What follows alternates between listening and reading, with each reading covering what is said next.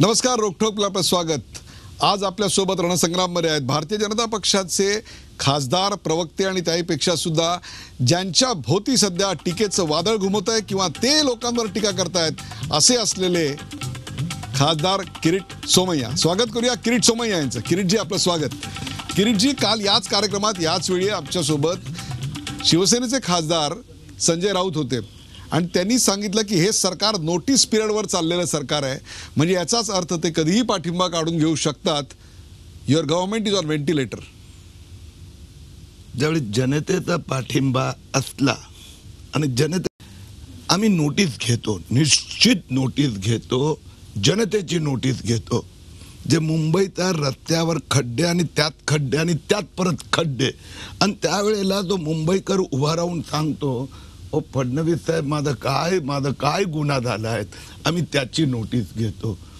आम्ही नोटीस घेतो की मुलुंडचा तो जो कचऱ्याचा ढिगारा आहे, ज्याच्यामुळे ईशान्य मुंबई जो एक डम्पिंग यार्ड झालेला आहे, 33 लाख लोक रोज मरतात त्या विषारी वायूने, त्यांचं आयुष्य कमी होतं, त्या जनतेची नोटीस घेतो।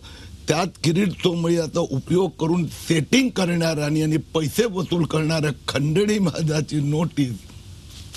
किरीटजी, त्या सगळ्या विषयांवर आपण येणार आहोत। खड्डे तर राज्य सरकारच्या मालकीचे रस्ते आहेत, त्याच्यावर आहेत, ते मुंबईत आहेत रस्ते राज्य सरकारच्या मालकीचे।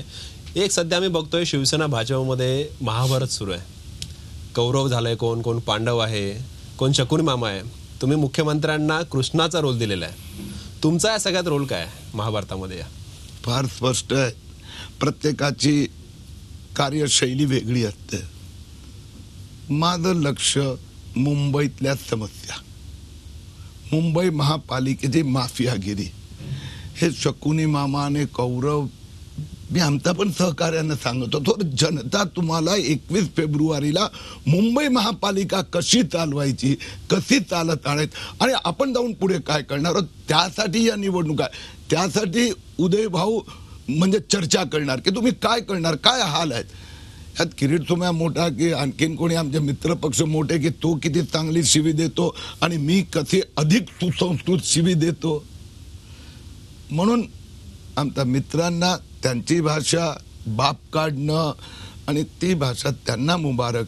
मला तर त्यांना प्रश्न विचारायचा आहे की ते पावसाचं पहिलं पाणी आल्याबरोबर ते नालेतून पाणी सरळ जाण्याऐवजी तो डावीकडचं झोपडपट्टीत घुसतं आणि उजवीकडे त्या चाळकरांच्या घरात घुसतं, तेवढीच मला तुमच्या अटॅकची डायरेक्शन बदलते। पूर्वी शिवसेना अटॅक टार्गेटवर होती, आता तुम्ही समस्यांबद्दल बोलताय। हे सगळं बदललेलं आहे मागच्या 8 दिवसात। काही बदल घडलाय की हवेची जाणीव झाली? हे समस्याचं मूळ तेच माफिया आहे, म्हणजे आज पण बघा शेवटपर्यंत माफियाच येणार आहेत। कारण की या समस्या, त्या समस्याच्या नावाने कॉन्ट्रॅक्ट दिले जातात आणि त्या कॉन्ट्रॅक्टरला एकाच खड्ड्याचा 5 वेळा पेमेंट केले जाते आणि ते पेमेंट कसं माफियांच्या लाभार्थ्यांच्या कंपनीमध्ये जाते। किरीटजी, 2-2.5 दशकं तुम्ही एकत्र आहात, युतीमध्ये आहात, लिव्ह इन रिलेशनशिपमध्ये आता तुटलेली आहे लिव्ह इन रिलेशनशिप, पण या काळामध्ये जीची मी ॲडव्हर्टाइजमेंट पाहतो, झी मराठी अस्मिता संस्कृती त्यादर्शी।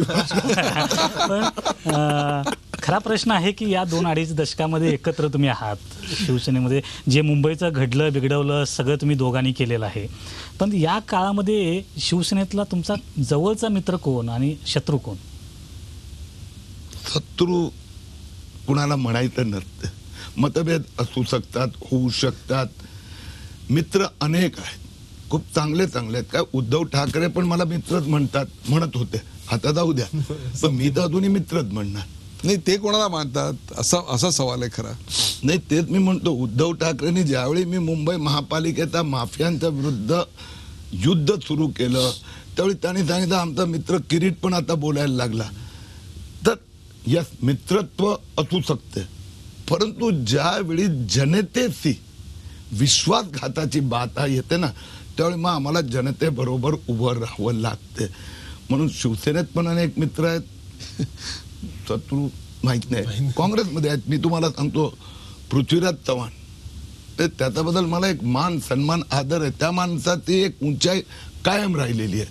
म्हणून प्रत्येक पक्षात चांगली लोक असतात. मी शरद पवार तो आता टीव्हीवर मी बोललो की परत विवाद होऊ शकतं, पण शरद पवार नाही, कुठलाही पक्षाचा कार्यकर्ता असो, तर जर त्याचा इश्यू समस्या जेन्युइन असेल, कोणीतरी त्याला हैराण करत असेल, मग त्याच्या पक्षाचा माणूस पण असेल, तर ते त्यांना सांगणार नाही, हे नाही, बरोबर किरीट नाही. बोलल्यानंतर काहीतरी वादळ होणार आहे तर ठरलेलंच आहे काय.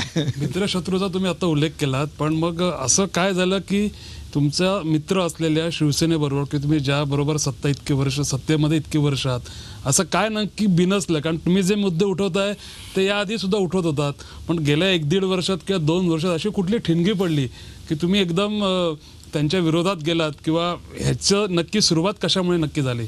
एक झालं की 2014 हे हिंदुस्थानाच्या राजकारणात एक बदल घडवून आणणारे वर्ष.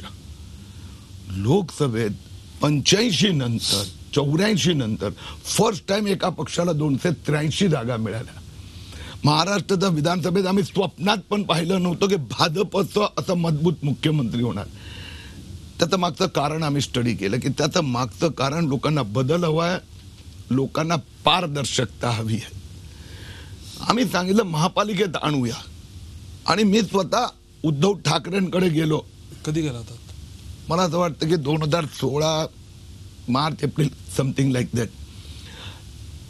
त्यांनी मला सांगितलं किरीट आपण चर्चा करू. आम्ही चर्चा केली, 10 प्रकारचे इश्यूज दाखवले, म्हणून आता तर आपण सुधारूया.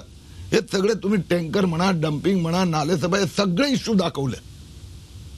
तर पण त्यानंतरही जर मग तीच दिशा आणि तीच गती, मग ह्या अवगतीला कुठेतरी थांबवलं पाहिजे. म्हणून शेवटी देवेंद्र फडणवीसना मी सांगितलं, मला पुढच्या वर्षी महापालिकेत लोकांना उत्तर देता येणार नाही.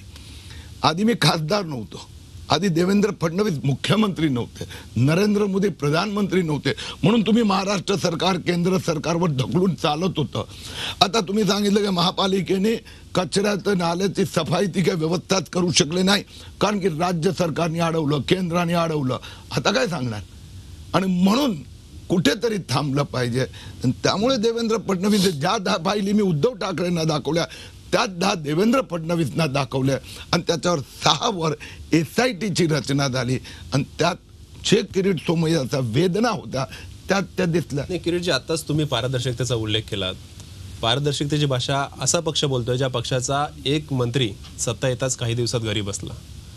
तुम्ही भ्रष्टाचारचे आरोप करताय, कसं का म्हणजे लोक असं विचारतात की कुठल्या तोंडाने भाजप हे सगळे आरोप करताय ज्या पक्षाचा मंत्री घरी बसलेला आहे भ्रष्टाचाराच्या आरोपावर? म्हणजे तुम्ही माझं कौतुक करतायत की टीका करतायत? एवढ्या लवकर दोन्ही बाजू आहेत. कौतुक आहे की भाजपने कारवाई केली, पण दुसरी बाजू आहे की सत्तेत आल्याबरोबर तुमचा एक मंत्री घरी बसला. हे पक्षासाठी म्हणजे कौतुकास्पद मी वाटतं? मान्य करतोय ना, म्हणूनच मी सांगितलं तुम्ही कौतुक करतायत की टीका करतायत. दोन्ही आहे ना, कौतुक आहे आणि टीकाही आहे. म्हणजे समजा आमचा बदल कुठे चुकलंय किंवा चुकतंय किंवा जनतेला असं वाटतंय, तर त्याच्या संदर्भात स्वयं बाजूला झाले की लोकांनी जे वॉट एव्हर इट इज, आणि त्याच्या संबंधी चौकशीला सामोरे गेलो. बघा 2 प्रकारचे असतात, काही खूप मोठे चुका नसतात, घोटाळे असतात. काही चुका असतात, चुका माझ्या पण होत असतात. मग चूक कोणाची झाली, तुमचा इथं समजा एडिटर आहे, तर अमितची चूक झाली, तर उदय का त्याला ढाकलून नाही देणार. चूक सुधारण्याची संधी, पण चूकचा मागे आर्थिक इंटेन्शन आहे, मग नोटीस दिली जाणार. पण परत दुसऱ्या तिसऱ्यांदा सापडलं तर तुम्ही पण त्याला घरी पाठवतात, त्याला म्हणजे जो असेल तो. तर इट इज लाईक दॅट.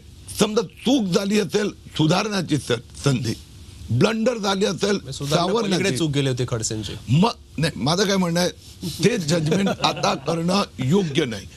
तर चूक मी दोन्ही उदाहरणं दिले ना, की समजा आर्थिक इंटेन्शन जोडलं गेलं, अहंकार, स्वभाव, तर त्याला. किरीटजी, ह्याला जोडूनच की केवळ खडसेंवर आरोप झाले नाही, खडसेंना आरोपांमुळे तुम्ही दूर केलं, ठीक आहे, पक्षाने काही चौकशी केली असेल, मुख्यमंत्र्यांनी चौकशी केली असेल, पण इतर नेत्यांवरही आरोप झाले. त्यांना तुम्ही घरी नाही पाठवलं, त्यांना नेहमीच मुख्यमंत्र्यांनी पाठीशी घातलं, आणि त्यामुळे विरोधक मुख्यमंत्र्यांना क्लीन चिट मुख्यमंत्री असंही दादा उपवासाने म्हणतात. आरोप खडसेंवरही आरोपच होते. मी ते सांगतोय ना, आरोप, आणि त्या आरोपाच्या आधारावर तथ्य चौकशी केली तर तथ्य येईल. तर ते तथ्य समजा कोणी प्रेझेंट केले, उद्या किरीट सोमय्यावर समजा आलं डॉक्युमेंट आलं माझं, मी यासाठी माझं नाव सांगतो, मी आयुष्यात कधी कधी कॉम्प्रोमाइज केलेलं नाही आहेत, तर त्याची चौकशी होणार. खडसें संबंधी डॉक्युमेंट आणि असे आल्यानंतर वाटलं की खडसे म्हणाले होऊन द्या चौकशी. त्यांना असं वाटतं की मी जे कायद्याचं अर्थघटन केलेलं आहे ते योग्य आहेत. दुसरा मंत्री किंवा डिपार्टमेंटला सांगतायत की there could be an error, तर त्याची चौकशी होते. आरोप तर रोज उठून कोणी करतात, मी आरोप कधीच नाही करत.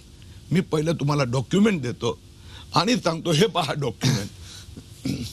तुम्ही मगाशी उल्लेख केला होता की उद्धव ठाकरे यांना तुम्ही गेल्या वर्षी मार्च 2016 वगैरे भेटला होतात, मग त्यानंतर आरोप प्रत्यारोपांचं सत्र सुरू आलं. मग शेवटचं त्याच्यानंतर शेवटची पुन्हा कधी उद्धव ठाकरेंची भेट झाली का, बोलणं झालं का, किंवा कुठल्या वेगळ्या विषयावर काही चर्चा झाली का?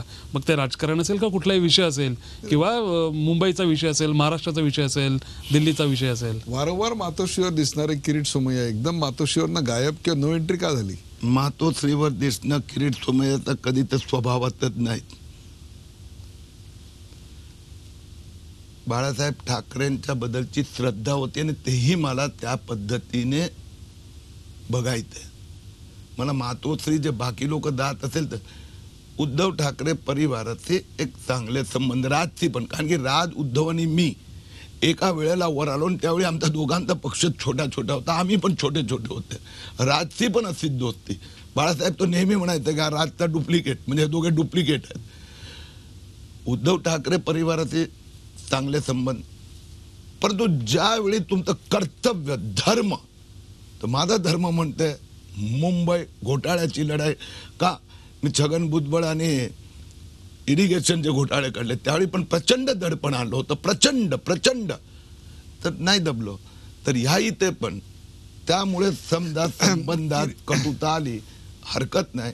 मुंबईकर हे माझा धर्म आहे. किरीटजी, आता आपण या निवडणुकीबद्दल बोलूया. शिवसेनेने काल हार्दिक पटेल यांना मैदानात उतरवलंय. हार्दिक पटेल मुंबईला आलेले आहेत आणि त्यांनी आज उद्धव ठाकरे यांची भेट देखील घेतलेली आहे. ते त्यांच्या बाजूने बोलतील हे तर आता उघडच झालेलं आहे.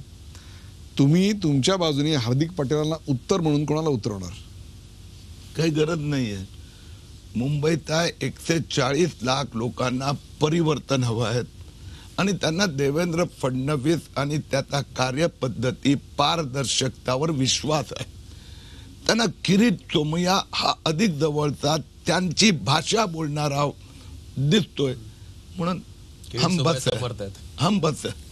देवेंद्र फडणवीस हा लोकांना हवा आहे आणि आम्ही देवेंद्रचा बरोबर आहोत. किरीटजी, एक प्रश्न वारंवार विचारला जातो, प्रत्येक निवडणुकीत तो मुद्दा येतोच की मुंबई कुणाची, हा प्रश्न नेहमी वारंवार विचारला जातो. तर तुम्ही आता ठोसपणे सांगू शकता की मुंबई तोडणार नाही, आम्ही मुंबई आहे तशीच ठेवणार आहोत, ठोसपणे सांगू शकता आश्वासन? हे आमचे मित्र पक्ष आहे ना, तुम्हा लोकांद्वारा विषय डायल्यूट करायचा प्रयत्न करतात ना. आम्ही किरीटजी, तुम्ही अगदी बरोबर, एक मिनिट किरीटजी, अगदी बरोबर बोललात तुम्ही. म्हणून मी तुम्हाला माध्यमांना मुंबई तोडण्याचा कधी कोणी विचारही केला नव्हता, प्रश्नही उद्भवत नाही, कुणाचा स्वप्नात पण येत नाही, आलेलं नव्हतं आणि कुणाचाही कधीही असा प्रयत्न नाही. हे जे आमचे मित्र पक्ष, त्यांना दरवर्षी परत निवडणुकीत सोन्याची मुर्गी पाहिजे, अंड देणारी, आणि म्हणून ते दरवेळी मराठी माणसांना भ्रमात टाकण्यासाठी असा प्रकारचं उभं करतात. त्यांना सांगा आता बंद झालं. अगदी साधं सोपं होतं. तुम्ही तुमच्या जाहीरनाम्यात दिलं असतं की कोणत्याही परिस्थितीत मुंबई महाराष्ट्रापासून वेगळी होऊ देणार नाही किंवा अखंड महाराष्ट्रासाठी आम्ही वचनबद्ध आहोत, हे लिहिलं असतं तर सगळं प्रश्नच मिटले असते. विषय कशाचा कुठे विषय किरीटजी, विषय यासाठी उपस्थित झाला, केवळ विरोधक आरोप करतात तुमचे म्हणून नव्हे, तर मोदी सरकार सत्तेवर आल्यानंतर इथलं जे एअर इंडियाचं हेडक्वार्टर होतं ते हलवलं गेलं. त्याच्यानंतर वजन माप काटेचं जे मुख्यालय इथे आहे ते हलवण्याचा प्रयत्न झाला, तेव्हा शिवसेनेने त्यांना विरोध केला.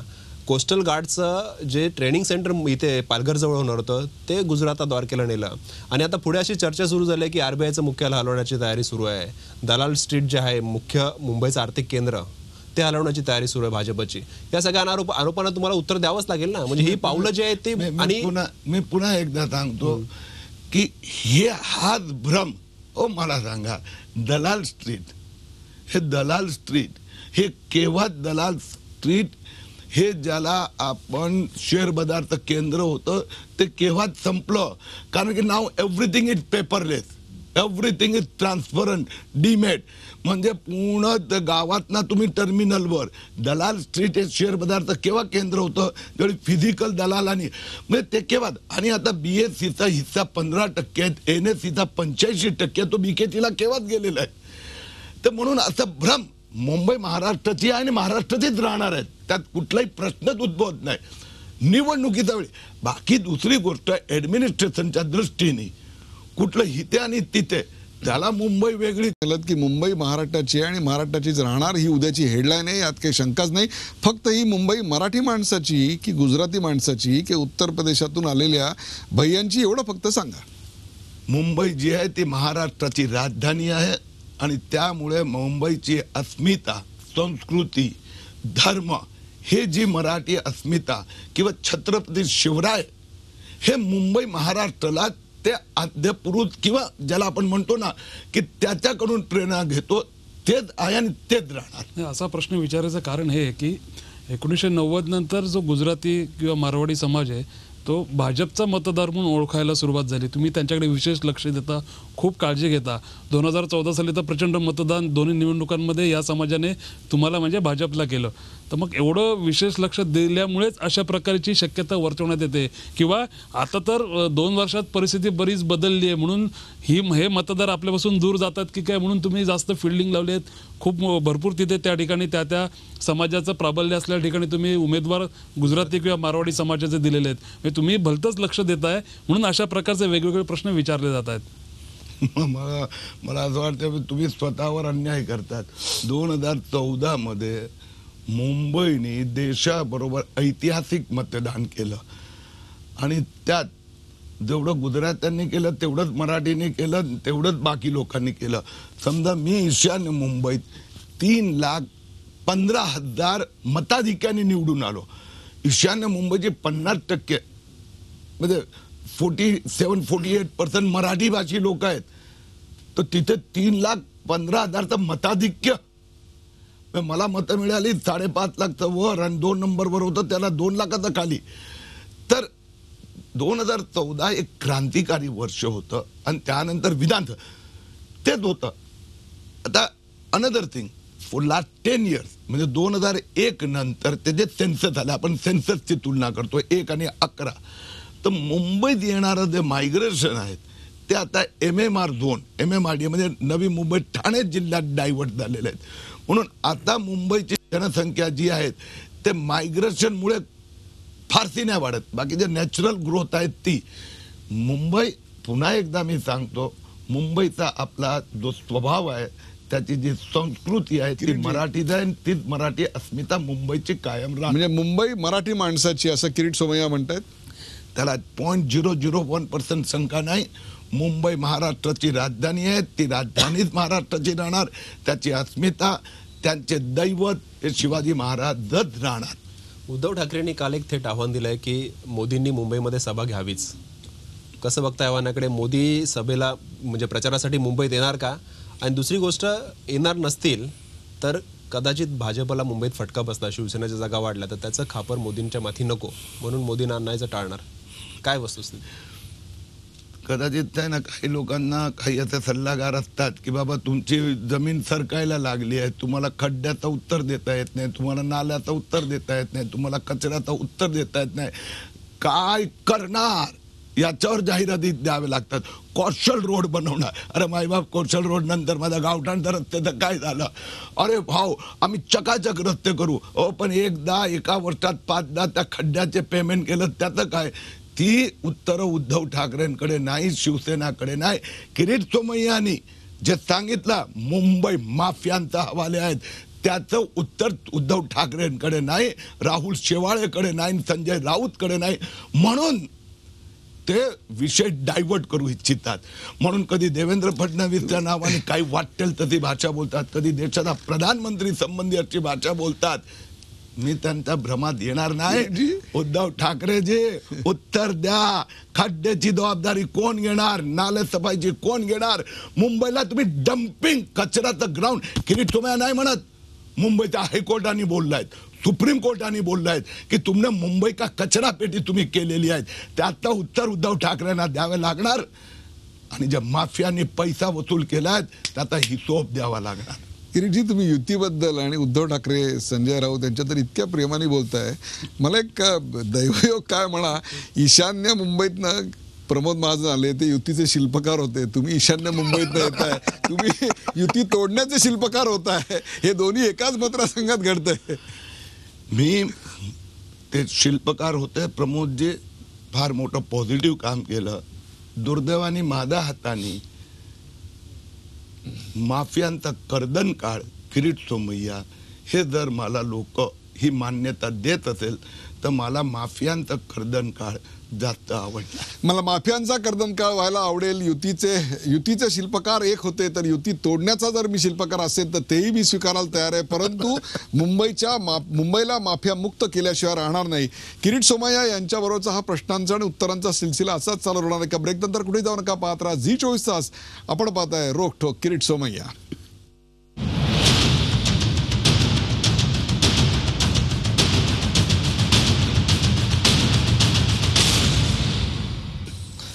नमस्कार. ब्रेक नंतर रोखठोकवर आपलं स्वागत. आपल्यासोबत रणसंग्राममध्ये आहेत किरीट सोमय्या, भारतीय जनता पक्षाचे नेते खासदार किरीट सोमय्या.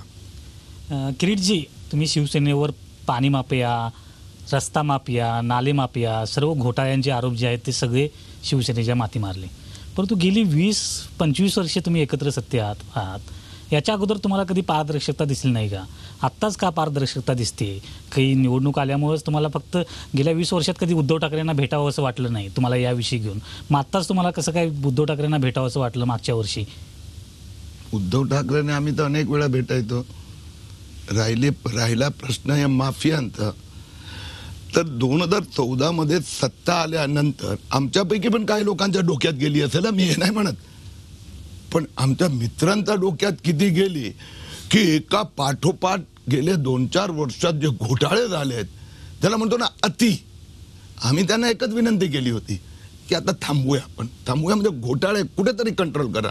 आणि माफिया म्हणजे आतापर्यंत करत आला हे मान्य, गेले 2-4 वर्षात अति झालं म्हणून गेल्या वर्षी 12 महिन्यापूर्वी जाऊन त्यांना सगळे डॉक्युमेंट दाखवले की आता हे थांबलं पाहिजे, नाही तर वर्षभरानंतर आपल्याला उत्तर देता येणार नाही.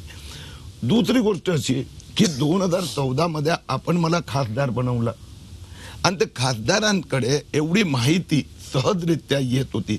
2012 नंतर जनतेचा मूड बदललाय. जर मी तुम्हाला खरं सांगायचं झालं, 2012 नंतर हिंदुस्थानाचा जनतेचा मूड बदलला.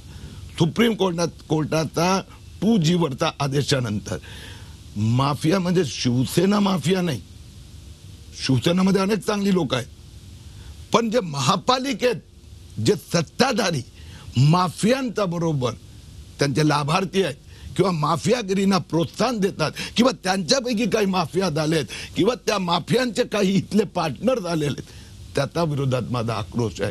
चांगली माणसं असेल पण पाणीपासून गटारी, नाले, वायू सगळ्यात, मी तुम्हाला हे सांगितलं ना, तर टँकर माफिया म्हणजे 1 पैसा लिटरनी पाणी घेऊन 1 रुपया लिटरनी त्या वरता डोंगरावरता झोपडपट्टीवाल्यांना विकायचं. हे उद्धव ठाकरेंना सांगितल्यानंतर का त्यांनी थांबवलं नाही?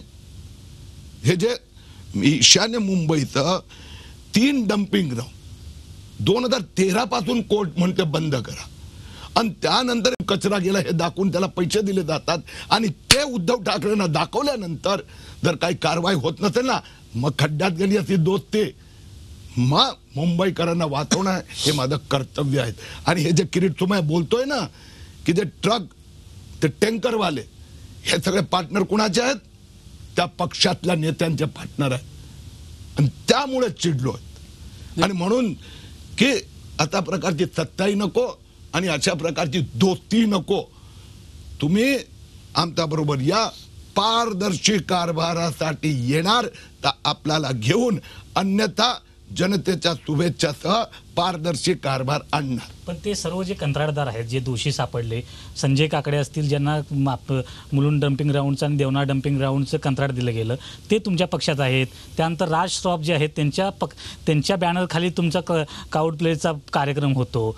त्यावेळी मुख्यमंत्री ते तिथे राहुल जातात. शेवाळीची भाषा तर मी सांगतो नाही उत्तर मग देतो. हे ते जे असेल ते त्यांची भाषा असू दे किंवा आरोप झाले आरोप झाले हे आरोप आहेत, तर त्याविषयी काय सांगाल? म्हणजे कारण ते- आरोप आणि SITने सिद्ध करणे यात आसमान जमिनीचं अंतर असतं.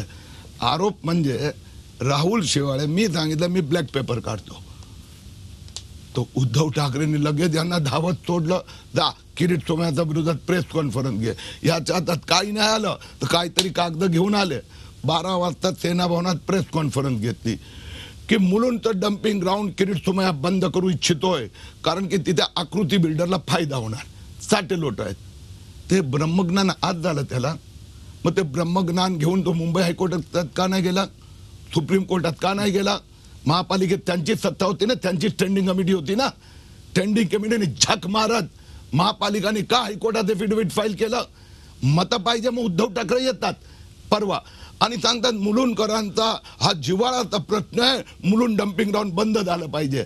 मला आहे ना ती भाषा नाही येणार की काय खा, हे कोणी खाल्लं? किरीट सोमय्याने खाल्लं. राहुल शेवाळे हिम्मत आहे ना, किरीट सोमय्या आकृतीचं सेटिंग असेल पडे एक कागद दाखव, एक कागद. त्यांनी एक कागद दाखवावं किरीट सोमय्याचे एक दमडीचा पण भ्रष्टाचार असेल तर. उद्धव ठाकरेला मी आता विचारतोय, मान्यवर उद्धव ठाकरे, राहुल शेवाळे म्हणाले की किरीट सोमय्याने मुलुंडचं डम्पिंग ग्राउंड बंद करायचं सांगितलं कारण की बिल्डरचा साठे लोट. राहुल शेवाळे म्हणतात मुंबई हायकोर्ट ऑर्डर देते बंद, म्हणून हायकोर्ट आता चीफ जस्टिसचं साठे लोटा. उद्धव ठाकरेंनी आता परवा लोटांगण घातलं. मी शब्द वापरतोय, उद्धव ठाकरेंनी लोटांगण घातलं मुलुंडमध्ये येऊन. किरीट सोमय्याच्या घरी येऊन हिम्मत होती ना, मग हिम्मत काय केली? लोटांगण घातलं, मुलुंडचं डम्पिंग ग्राउंड बंद करणार. आता राहुल शेवाळे उद्धव ठाकरेंना विचार जाऊन की सेटिंग नव्हती गेली. राहुल शेवाळे आणि उद्धव ठाकरेची सेटिंग आहेत. 1 आठवड्यापूर्वी त्या आकृती बिल्डर असेल की जो कोणी कॉन्ट्रॅक्टर असेल त्याला सिग्नल पाठवायचं, जल्दी बंगले पे आ. किती रुपयात राहुल शेवाळे उद्धव ठाकरेचं फायनान्शियल सेटिंग करून दिलं, त्याचा हिशोब मागा आता तुम्ही जाऊन त्याचा. हे सेटिंगचे प्रश्न किंवा असे आरोप होतात, त्याच्यामुळे सर्वसामान्यांना हाच प्रश्न पडतो की मग स्थायी समिती असेल, महापालिका असेल, कोणीच पैसे खात नाही किंवा का भाजपला या भ्रष्टाचाराचे पैसे पोचत नाहीत का, वाटा कमी मिळतो म्हणून अशा प्रकारचे आरोप होतात. असा खरंच ह्या सगळ्या आरोप प्रत्यारोपावरून सर्वसामान्यांना प्रश्न पडलाय की मग शिवसेनेचे हात एवढे चिखलात बुडालेत, मग भाजपचे पण बुडाले असणार कारण ते पण सत्तेमध्ये आहेत. तुम्ही काय सांगाल मग? 1.0001% महाराष्ट्र आणि मुंबईच्या जनतेच्या मनात किरीट सोमय्याबद्दल शंका नाही. नाही, त्याच्याबद्दल मी तुमचाच प्रश्नात होतो.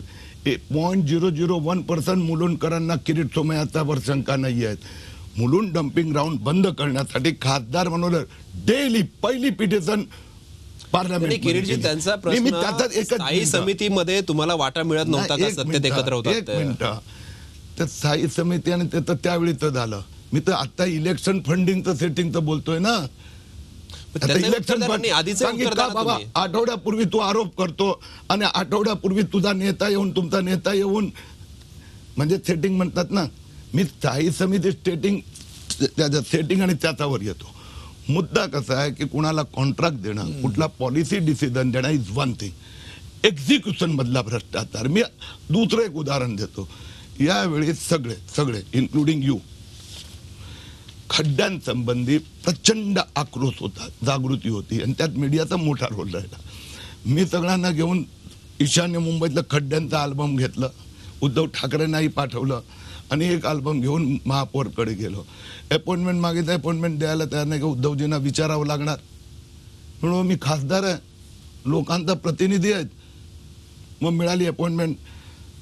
तर मी गेल्यानंतर उजवीकडे सगळे नेते बसले होते आणि मला हसावं की रडावं कळत नाही. मी खड्ड्यांचा अल्बम दाखवल्यानंतर महापौरांनी स्वतःचा ओरडातलं रस्त्याचे खड्ड्यांचा अल्बम दाखवलं. ते त्यांचा आणखी नेता होता, त्यांनी त्याचा ओरडातलं. मी माझ्या कपाळावर हात मारलं. धन्य आहे. खड्डे दूर करण्याचं काम महापौरांनी करायचं आहे, सत्ताधारी पक्षांनी करत आहे की खड्ड्यांचं प्रदर्शन करण्याचं? किरीटजी, तुम्ही एवढे सगळे आरोप करताय, गेल्या 2-3 वर्षामध्ये तुम्ही इतक्या लोकांवर इतके वेळा आरोप केले आहेत.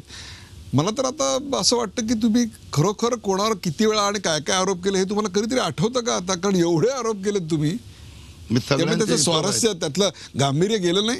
त्यात आम्ही सगळ्यांचा हिशोब ठेवला आहे आणि आय एम टेलिंग यू, ज्या ज्या इश्यू हातात घेतला, जो इश्यू हातात घेतला, ऑलमोस्ट एव्हरी इश्यू, काही 2 वर्षांनी, काही 5 वर्षांनी, सगळे लॉजिकल एंड पर्यंत गेले.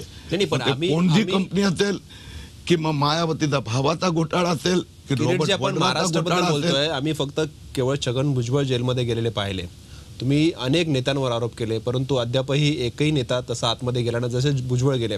तुम्ही तर मागच्या दिवाळीच्या आधी दावा केला होता की ही दिवाळी राष्ट्रवादी काँग्रेसच्या नेत्यांची जेलमध्ये जाईल. काय झालं त्याचं? अजून नेते नाही, नेते जेलमध्ये गेले नाही, तो नेते तुमच्याकडे आले आणि पावन झाले. कमल पुष्प टाकलं त्याच्यावर, तुम्ही काय कमल जल टाकलं आणि ते एकदम पावन होऊन गेले सगळे. गुंड असतील त्याच्यात. कलानी सारखा कलानी जो- आहे, काय काय नाव किरीट आहे. सोमय्यांनी सिंचन घोटाळ्यावर आरोप केला. सिंचन घोटाळ्याचा एफ.ए. कन्स्ट्रक्शन खत्री जेलमध्ये गेला. तुम्ही आता नेत्यांबद्दल बोला. मी- महापालिकेत फक्त अधिकारी गेलेले आहेत आतमध्ये, नेता एकही गेलेले नाहीये. तुम्ही नेत्यांवर आरोप केले, पण नेता जात नाही मी आतमध्ये. येतो ना दादा. 2 इश्यू 2012 मध्ये PIL दाखल केली. एक PWD महाराष्ट्र सदन, दुसरा सिंचन घोटाळा. सिंचन घोटाळ्यात 50% काम झालं. चार्जशीट मध्ये तटकरे आणि अजित पवारांचं नाव आलं आणि ACBने त्याचा पुढचं इन्व्हेस्टिगेशनला काही महिने वेळ मागून घेतली. आता कोर्ट इज मॉनिटरिंग. मी 3रा घोटाळा काढला होता NSCL स्कॅम जिग्नेशचा, तोही जेलमध्ये गेला. मी दुसरे 2 घोटाळे काढले होते त्या 2 कंपन्यांबद्दल. एक ते मी मराठी चॅनल महेश मोटेवार आणि ते बाळासाहेब आपले म्हणजे साई प्रसाद, हे पण गेले. म्हणजे 5-7 इश्यू. कारण की वर्गातले सगळे मस्तीखोर तर सगळ्यांच्या विरोधात करता येत नाही, माझी पण मर्यादा आहेत. आणि त्यामुळे केंद्रात मी तुम्हाला सांगितलं, याच रॉबर्ट वड्राचा काढला होता. रॉबर्ट वड्राच्या संबंधात आता हरियाणा कमिशन आलं, त्याचं सगळं झालेलं आहे. मायावतीचा भाव, त्याचं इन्व्हेस्टिगेशन सुरू झालेलं आहे. अशोक गेहलोतचे घोटाळे काढ. म्हणून मुद्दा असा आहे की सगळे इश्यू लॉजिकल एंड म्हणजे तो जेलमध्ये, that is jurisdiction of court. पण मी जे इश्यू काढले ते लॉजिकल एंड पर्यंत नेले. तुम्ही दावा कसे करता की नेते जेलमध्ये जातील, दिवाळी जेलमध्ये जाईल नेत्यांची? थोडी धोकमोड त्यांची झाली तर काय हरकत आहे. या निमित्ताने महाराष्ट्राला पारदर्शक मुद्दा चांगलाच कळला. म्हणजे तुम्ही खूप आरोप केले शिवसेनेवर, ते सगळ्या महाराष्ट्राने बघितले, पण भाजपची पारदर्शकता सुद्धा गेल्या 2 आठवड्यात दिसून आली. मग विठ्ठल शेलार असेल, ओमी कलानी असेल, अनेक गुंड नेते असतील, व्यक्ती असतील, त्यांना तुम्ही पावन करून तुमच्या पक्षामध्ये घेतलं. ही कुठली पारदर्शकता? ते तरी आता एकदा महाराष्ट्राला सांगून टाका. म्हणजे तुम्ही शिवसेनेवर रोज तर आरोप करतच आहात. पारदर्शकता व्यवहारासंबंधी आहे. कोणी काय चुकलं असेल आणि तिथे जर मोठा राक्षस असेल तर त्या मोठा राक्षसला वळणीवर आणण्यासाठी जर तात्पुरतं कुठे कॉम्प्रोमाइज झालं असेल तर हे कॉम्प्रोमाइज कंपल्सन म्हणून असेल. त्याच्याबद्दल कोणाचा फारसा आनंद नसतो. परंतु मोठा राक्षसाला, आज मुंबई महापालिकेचा मोठा माफियांना संपवण्यासाठी जर कुठे छोटी मोठी कॉम्प्रोमाइज झालं असेल तर ते आवडत हे नाही. कॉम्प्रोमाइज राक्षसाला संपवण्यासाठी की सत्ता मिळवण्यासाठी? मग गुंड घ्या, कोणी घ्या, पण सत्ता मिळवायची. मला सांगा, मुंबईचे खड्डे, मुंबईचे कचरे, मुंबईचे घोटाळे ते संपवण्यासाठी प्रत्येक जण किरीट सोमय्या नाही होऊ शकत. माझ्या घरची परिस्थिती पहा आणि मी सगळ्यांना सांगणार पण नाही.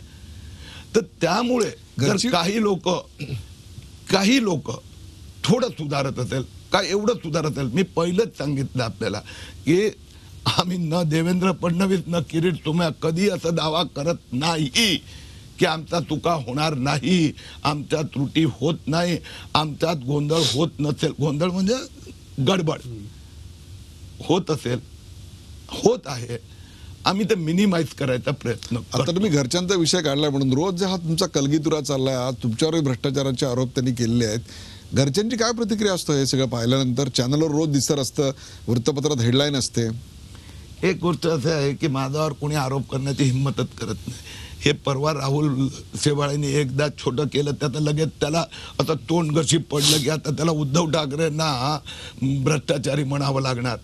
हा, एकदा सामनानी करायचा प्रयत्न केला आणि कोर्टात खेचल्याबरोबर काय झालं, बोलती बंद झाली. पण मुद्दा तो नाही आहे. मुद्दा आहे कोणी काही बोलते, धमक्या देतात, विक्षिप्त भाषा वापरतात, हात उचलला होता तुमच्यावर, हल्ला होतो. त्यावेळी घरच्या लोकांना टेन्शन तर येतेच. बायकोलाही येते, मुलालाही येते, आईलाही येते.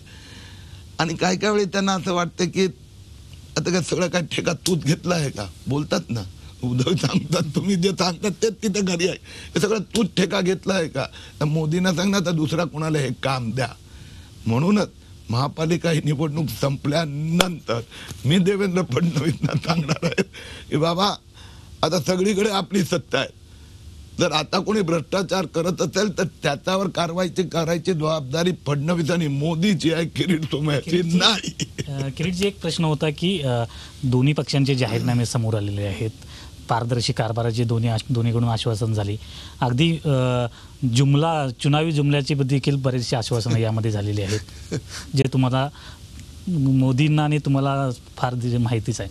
परंतु जे मुंबई महापालिका बघितली तर तुम्ही भ्रष्टाचाराच्या विरोधात लढता, परंतु हा नेमका भ्रष्टाचार करणारे जे अधिकारी आहेत ते जर भ्रष्टाचार केल्यानंतर जेव्हा ते ACBनं पकडलं जातं त्यांना, परंतु हे लगेच 2 वर्षामध्ये आत येतात, अशी कितीतरी उदाहरणं आहेत.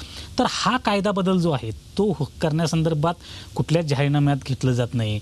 म्हणजे जो भ्रष्टाचाराचं मूळ आहे, कडक कायदे करणं, तो होऊ नये म्हणून काही अंमलबजावणी करणं, नवीन कायदे आणणं, यासाठी जाहीरनाम्यात का तुमच्या येत नाही, दोन्ही पक्षामध्ये का येत नाही असं? तुमचा तो मूळ मुद्दा आहे ना की भ्रष्टाचार का थांबत नाही. कायद्यात बदल हा एक भाग आहे, पण मूळ मुद्दा जो आहे ना, जो लीडर असतो ना, त्याने एकदा ठरवलं ना तर निश्चितपणे मी तुम्हाला सांगतो 50% करप्शन येऊ शकते, 100% नाही येणार. बाकी 50% साठी कायद्यात सपोर्ट लागणार. पहिलं 50% तुम्ही टेंडरिंग करा, सिंडिकेट बंद करा, तुम्ही बिलोचा ह्याचा टेंडर प्राइसचा बिलो टेंडर देऊन नंतर ते इन्फ्लुएन्स करणं बंद करा. लांबवर जाणारी प्रक्रिया आहे. शिवसेना हा जर एवढा भ्रष्ट पक्ष आहे अशी जाणीव आपल्याला 2-3 वर्षात मागच्या झाली, आणि आपण मार्च-एप्रिलला मागच्या जाऊन उद्धव ठाकरेंना सगळे पुरावे देखील दिले, तरी काही त्याच्यातनं सुधारणा झाली नाही. त्यामुळे तुम्हाला त्यांच्यावर आणि त्यांना तुमच्यावर रोज सकाळी तोंडसुख उठून घ्यावं लागलं. मग युतीसाठी बोलणी करायला बसलात कशा करता? ते जर भ्रष्ट होते तर आधीच उडवून लावायचं होतं आणि स्वभावावर जायचं होतं. नागदुरा काळात जात कशाला होता? ते तुमच्याकडे आणि तुम्ही त्यांच्याकडे रोज उठून कशाला करमणुकीचे खेळ केलेत? ह्या विषयावर आमच्या पक्षात पण खूप चर्चा झाली की जर उद्या कधीतरी हा प्रश्न विचारणार मग कशाला बातचीतच्या जातात. अक्षरशः तुम्ही जे सांगतायत त्या आमच्यासारखं तर हेच मत होतं, उत्तर काय देणार त्यांनी, परत मला बोलवलं तर रोकठोक मध्ये मी काय उत्तर देणार. तर देवेंद्र फडणवीसचं असं मत होतं की एरोगन्सी दिसता कामा नये, म्हणजे आपण अहंकारी झालो आहोत. अजूनही जर ते पारदर्शकतेच्या मुद्द्यावर आणि त्यात 10 पॉइंट ठरवले की आपण टेंडरिंग असा प्रकाराने कॉन्ट्रॅक्टर अशा पद्धतीने ट्रान्सपरन्सी, ते जर मान्य करत असाल तर आपण चांगल्या रीतीने पुढे जाऊ शकतो. दुसरा एक पॉइंट त्यात असा होता की त्यांना हे माहित होतं की आता हो म्हणणार आणि नंतर पलटी घालली तर काय करणार. तर त्यामुळे त्यांना भारतीय जनता पक्षाला एवढंच द्यायचं, हो म्हणून पण एवढंच द्यायचं. तर आम्ही पण म्हटलं भैया. दुसरा एक आता विषय आपण विषयांतर करूया. घराणेशाहीचा यापूर्वी काँग्रेसवर खूप आरोप व्हायचा, तुम्ही सुद्धा अनेकदा घराणेशाहीचा आरोप काँग्रेसवर केलाय. आता तुम्ही तुमच्या मुलाला तिकीट घ्यायला यशस्वी झाला, त्याबद्दल अभिनंदन तुमचं, पण ही घराणेशाही नाही का? मला माझ्या मुलाचा कर्तृत्वाबद्दल अभिमान आहे. मी, माझी पत्नी आणि मी हे आम्ही दोघे आणीबाणीत जेलमध्ये होतो. शकणार बघितलं नव्हतं. ज्यावेळी 2 खासदार होते त्यावेळीपासून मी फुल टाइमर होतो, आणि त्यावेळेपासून माझ्या मुलाला घरचे जे वातावरण त्याच्यावर काय म्हणायचं असर म्हणा की प्रेरणा मिळाली. ही जर स्टुडंट लीडर म्हणजे गेल्या 9 वर्ष तो स्टुडंट पॉलिटिक्स, यूथ पॉलिटिक्स मध्ये ऍक्टिव्ह आहे. मी PhD फायनान्स आहे, माझी बायको PhD स्लम मध्ये आहेत, माझ्या मुलांनी MBA झाल्याबरोबर PhD जॉईन केलं on public relation in political system.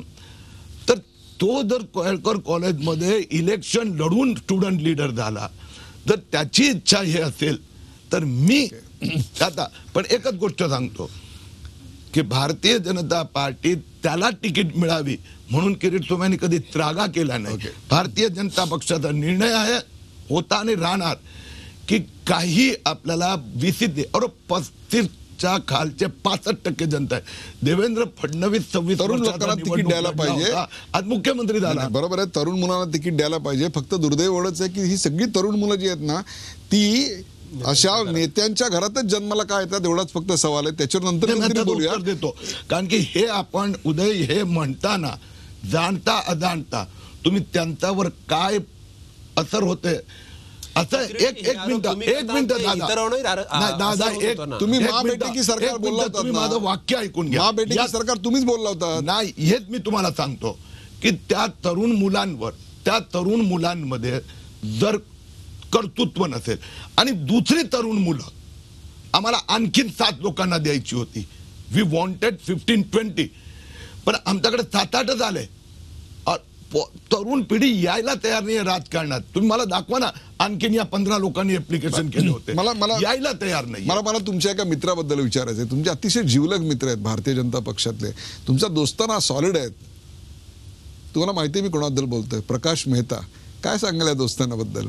एकमेकांची तिकीटं फार गौरवावर दिलीत एकमेकांच्या समर्थकांना. यावेळी एक देवेंद्र फडणवीसने एक चांगलं नवीन सिस्टम डेव्हलप केली.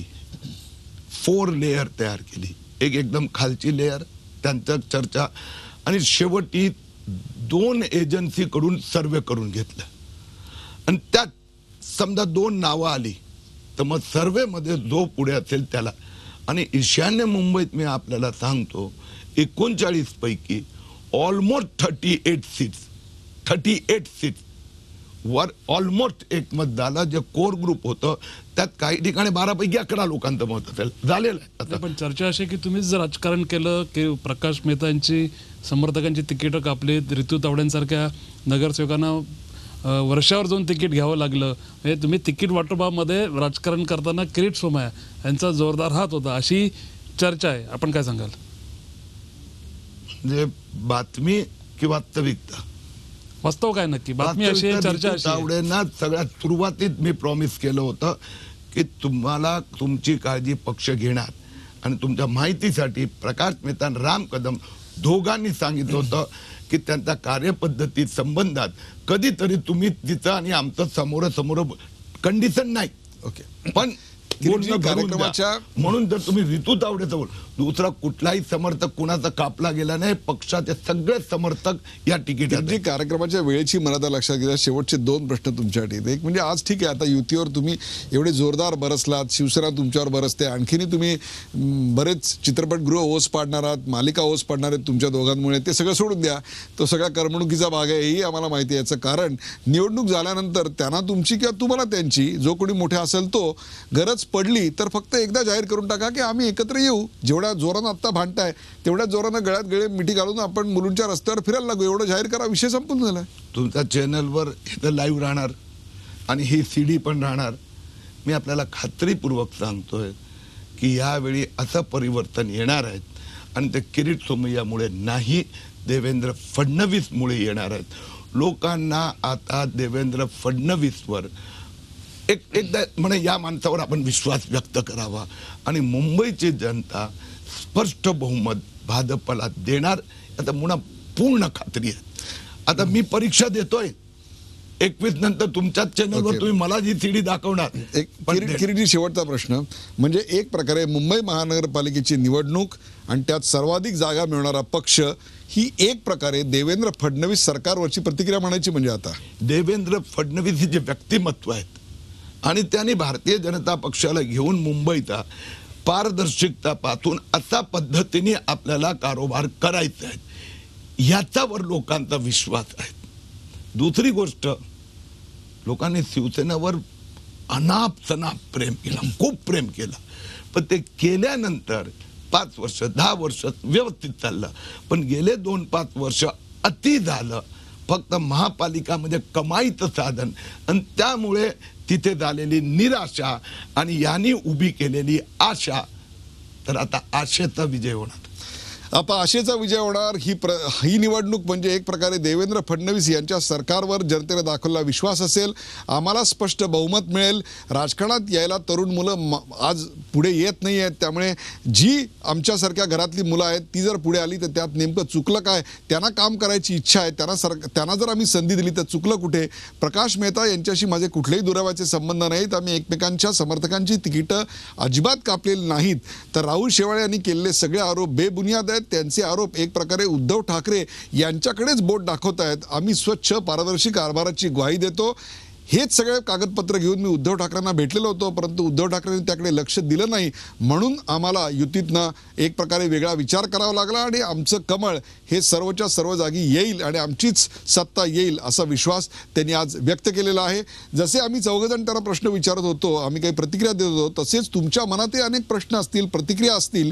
या सगळ्या प्रतिक्रिया 1 मिनिट व्हिडिओमध्ये तुम्ही रेकॉर्ड करा आणि या आत्ता मी बोलत असताना खाली स्ट्रीपवर जो नंबर दिसतोय त्या व्हॉट्सॲप नंबरवर व्हिडिओ ब्लॉगवर तुमच्या प्रतिक्रिया पाठवा. सर्वोत्तम प्रतिक्रिया झी 24 तासच्या माध्यमातून करोडो प्रेक्षकांना पाहायला मिळतील. जसे आम्ही आता टीव्हीवर दिसतोय तसेच तुम्ही देखील झलकाळ. किरीट सोमय्या यांच्या या रणसंग्राममधल्या मुलाखतीवरची तुमची प्रतिक्रिया आणि तुमचे त्यांच्याकडे असलेले प्रश्न तुम्हाला काय वाटले जरूर सांगा. किरीट सोमय्या, आज तुम्ही झी 24 तासच्या प्रेक्षकांसाठी जो इतका वेळ काढलात त्याबद्दल विशेष आभार. ताज्या बातम्यांसाठी पाहत राहा झी 24 तास. रहा एक पाऊल पुढे.